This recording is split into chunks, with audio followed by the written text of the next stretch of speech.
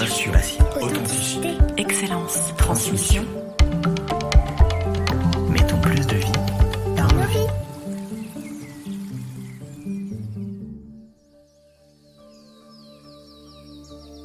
Je suis Jérôme Pitorin et je vais chaque fois, en compagnie d'experts et de passionnés, vous proposer d'enrichir vos connaissances du monde végétal, entre autres, avec de nombreux conseils et astuces, dans une quête de bien-être, le tout arrosé de bonne humeur.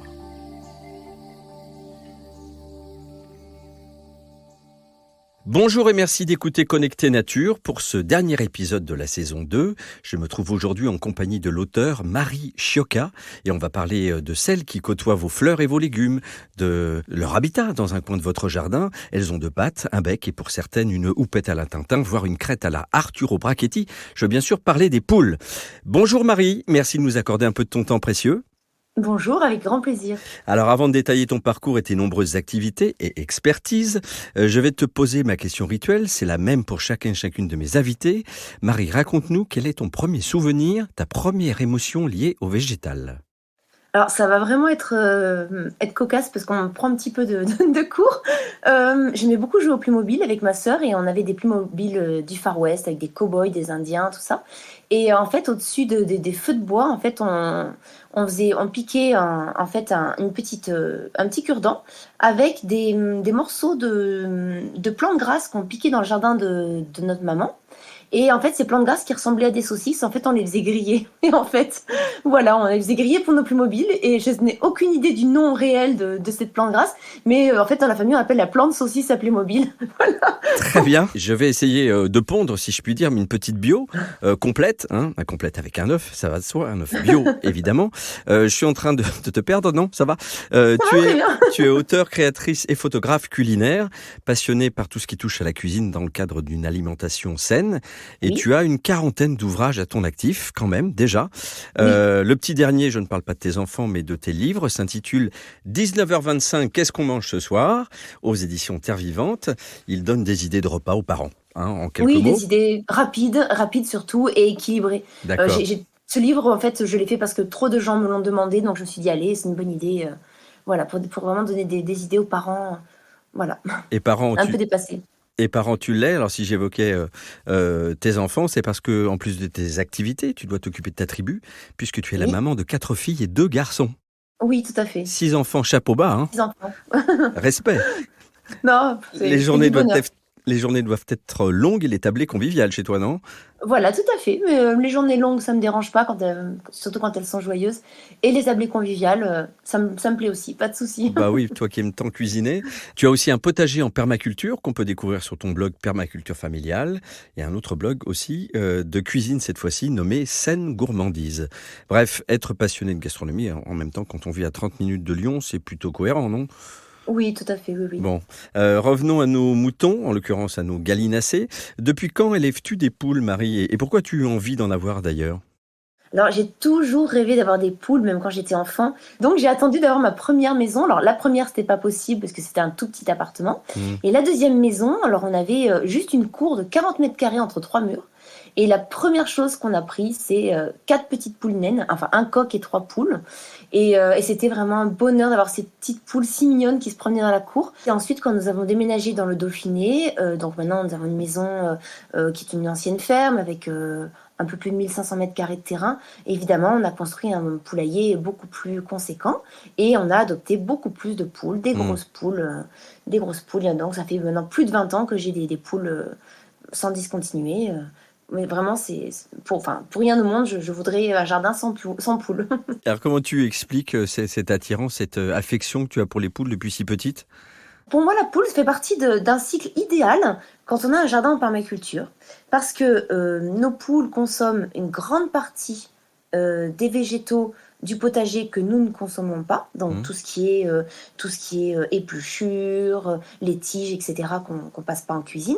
Elles mangent aussi tout ce qui sort de table, pas ce qui est gaspillé, mais ce qu'on va pas manger, par exemple les peaux de poisson, des choses comme ça.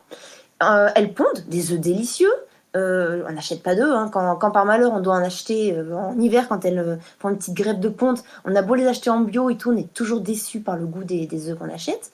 Et ensuite, elles produisent quelque chose de très précieux aussi, qui est peut-être moins glamour que les œufs, mais qui est très précieux. C'est le fameux fumier dont je me sers vraiment qui est une des clés de la fertilité de mon jardin. D'accord. Donc ouais, il y a cette notion de recyclage qui est très importante, de Oui, cercle vertueux finalement. oui, Tu donnes à manger à ta terre avec ce que les poules consomment d'elles. oui. Alors pour commencer, quel conseil tu donnerais déjà pour construire un poulailler et une volière?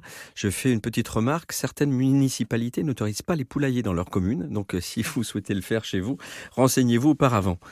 Alors, quand nous sommes arrivés, on a donc dans notre maison, on a construit un poulailler avec des matériaux comment dire, de recyclage. Mhm, Parce que pour être très franche, on n'avait pas trop de moyens. mhm. Et pour finir, ce poulailler, il nous convient très bien. Il est chaud, il est en bois, il est bien fermé.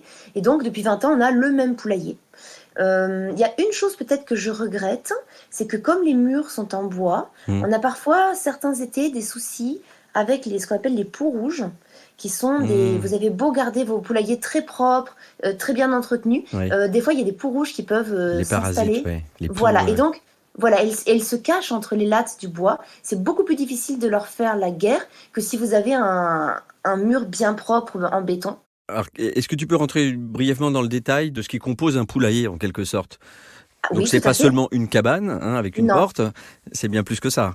Bien sûr. Alors, il faut d'abord donc comment dire, un espace adapté à votre nombre de poules, parce qu'un espace trop petit, c'est quand même compliqué, parce que même si les poules ne rentrent que pour dormir, euh, c'est pas très bon. Si l'espace est trop petit et c'est un peu trop confiné, il faut adapter à peu près à sa quantité de poules. Donc c'est Donc quoi? ça, C'est 1 mètre carré, 2 mètres carrés par alors, poule? nous, étant donné qu'elles rentrent et vraiment que la nuit ou pour pondre, il fait à peu près 5 mètres par 4 mètres au sol, Hmm. et on a une vingtaine de poules. Ouais, donc c'est ça, un bon mètre carré, quoi. Voilà. Ce qui est très important, c'est d'avoir des perchoirs Hmm. avec des hauteurs différentes. Mais en fait, il y a une hiérarchie chez les poules. C'est très important. Elles se disputent d'ailleurs un peu pour ça quand de nouvelles poules arrivent. Si elles se battent, c'est pour voir quelle place elles auront dans la nouvelle hiérarchie. Dans la hiérarchie, quelle place auront ces nouvelles poules. Et donc, souvent, vous remarquerez que le coq et les poules, on va dire entre guillemets dominantes, même si je ne sais pas si c'est un terme qu'on utilise pour les poules, Mhm. dorment toujours sur le perchoir supérieur. D'accord. Et etc., jusqu'aux poules les plus soumises, les pauvres qui se font crotter sur la tête toute la nuit. Voilà, la vie est dure, mais c'est comme ça chez les poules. D'accord. Alors, pour les pondoirs, ce qui est très important, c'est d'avoir, si on peut, des pondoirs qui s'ouvrent par l'extérieur.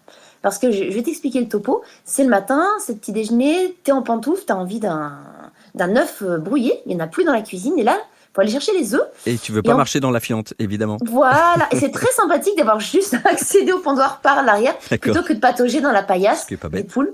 Voilà, donc ça c'est vraiment donc des pondoirs accessibles par l'extérieur, c'est idéal. Et selon les régions, moi je conseille aussi une volière, une grande volière. Hmm. Il leur faut une grande volière aux poules où elles peuvent en fait prendre l'air. Et la volière est importante, pourquoi? Parce qu'elles peuvent aussi s'y réfugier en cas de présence de rapaces. Alors nous, on est tout près des Alpes, tout près d'une très grande forêt de 7500 hectares. Ouais. Et ce qu'on a chez nous, ce sont on a beaucoup d'éperviers, de buses, etc. Donc des prédateurs aussi, ouais. Oui, alors là, vraiment, il faut y faire attention, parce que nous, les poules se réfugient très souvent dans la volière par rapport à ça. D'accord. Et quand on part, par exemple, quand on part une journée ou 2-3 jours, on ne les laisse pas en libre parcours, on les enferme. À ce moment-là, pour les protéger plutôt contre les renards, les fouines, Mhm. etc. Voilà, poulailler avec pondoir et perchoir, volière pour protéger, pour la sécurité, et idéalement un accès à un parcours enherbé. Je pense aussi à quelque chose de très important à ajouter dans le poulailler, c'est ce qu'on appelle le bac à poussière.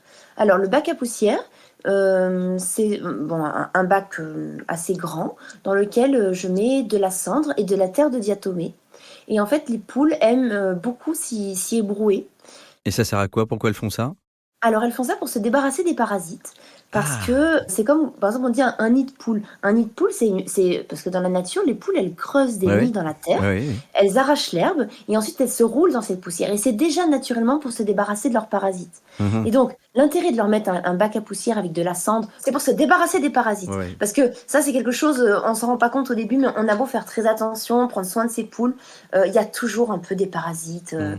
Et les poules, ça les fatigue, en fait, ça les Bah, agace, surtout que oui, ça les affaiblit. le peau rouge suce beaucoup de sang et ça peut être à terme, Oui. si on prend pas en compte ça chez l'animal, il peut peut-être même en mourir, hein.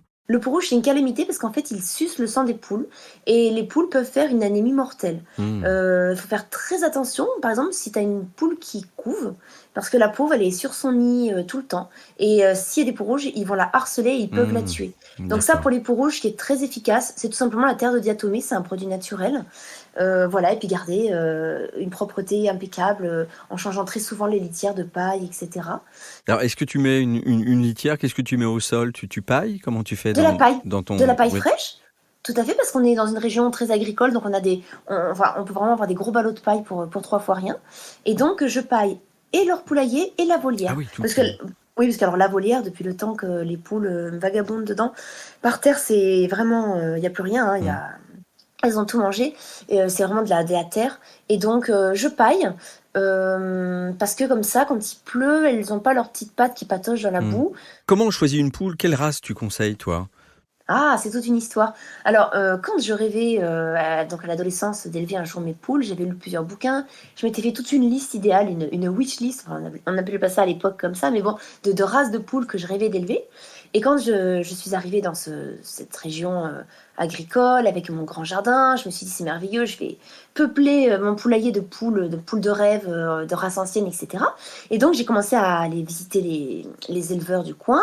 Et je leur demandais quelle race ils avaient. Ils me répondaient tous avec leur accent dauphinois. Ben, on a de la noire, on a de la rousse et on a de la blanche. J'ai dit, mais ça veut dire quoi ça c'est... Et vous avez quoi comme race? En fait, je me suis rendu compte avec un peu de tristesse que les races ont été parfois, enfin même souvent, totalement abandonnées au profit des poules dites hybrides, Mm. donc rousses, noires, blanches, qui pondent beaucoup plus certes, mais qui ont, revers de la médaille, une moindre résistance aux maladies et qui surtout sont beaucoup moins adaptées à leur terroir. Donc maintenant, j'ai adopté des Ah. Gauloises Bresse, qui sont très jolies aussi. Elles sont plus grosses, elles sont bleu, blanc, rouge. Les pattes sont bleues, le corps est blanc, la crête est rouge. Et celle-là, donc la Bresse, c'est effectivement, c'est 1 heure au-dessus de chez nous. Donc là, au niveau du terroir, c'est le même genre de climat. Les Gauloises blanches, elles résistent à tout. J'ai des Bresses maintenant grises et des Bresses dorées. Comment on détermine le nombre de poules qu'il nous faut? Si demain, moi, je veux avoir un poulailler chez moi et des poules, ça dépend du nombre de personnes qu'on a dans la maison, de la consommation qu'on fait des œufs. Toi qui as une famille nombreuse, est-ce que la basse-cour est nombreuse aussi? Ben, disons que je pense que le plus important, c'est de voir de combien de places on dispose. Parce que les poules, comme je disais tout à l'heure, ont vraiment besoin d'avoir accès à un parcours enherbé Mm. pour leur santé. Parce qu'elles mangent beaucoup de végétaux, de petits vers, de petits insectes. Et ça, vraiment, je dirais, c'est le pilier de poules en bonne santé, c'est l'accès au libre parcours. Cet accès-là, il faut voir de combien d'espace on dispose avant de définir le nombre de poules. Parce que je dirais que c'est plus important encore que de voir le nombre d'œufs qu'elles vont nous rapporter. Parce qu'avoir trop de poules par rapport à l'espace dont on dispose, c'est vraiment malheureusement s'exposer à ce que les poules tombent malades ou soient mal à l'aise. Alors nous, comme on a de l'espace, on a une 20aine de poules, mais ça peut varier, hein, on peut en avoir jusqu'à 25. Faut être honnête, on en a même eu un petit peu plus. Il y a une année où on a eu pas mal de naissances et donc on avait un petit peu plus, même on est monté à autour de 30 poules. Ça faisait trop. Moi, avec ma 20aine de poules, je ramasse à peu près entre 6 et 12 œufs par jour. Elles pondent de quel âge à quel âge d'ailleurs? Alors, elles pondent dès leurs 6 mois à peu près. Ouais. Elles pondent énormément jusqu'à leurs 18 mois et après ça baisse un peu, Mhm. mais la taille des œufs augmente. Et comme nous, de toute façon, nos poules, on les laisse un peu partir de leur veille mort. C'est pour ça que j'ai quand même beaucoup de poules pour au final juste entre 6 et 12 œufs D'accord. par jour, ce qui est très suffisant pour notre famille en fait. D'accord. Est-ce qu'il y a forcément un coq dans une basse-cour? Alors moi, j'imagine vraiment pas une basse-cour en coq, mais parce que je suis, entre guillemets, «gaga» de mes coqs.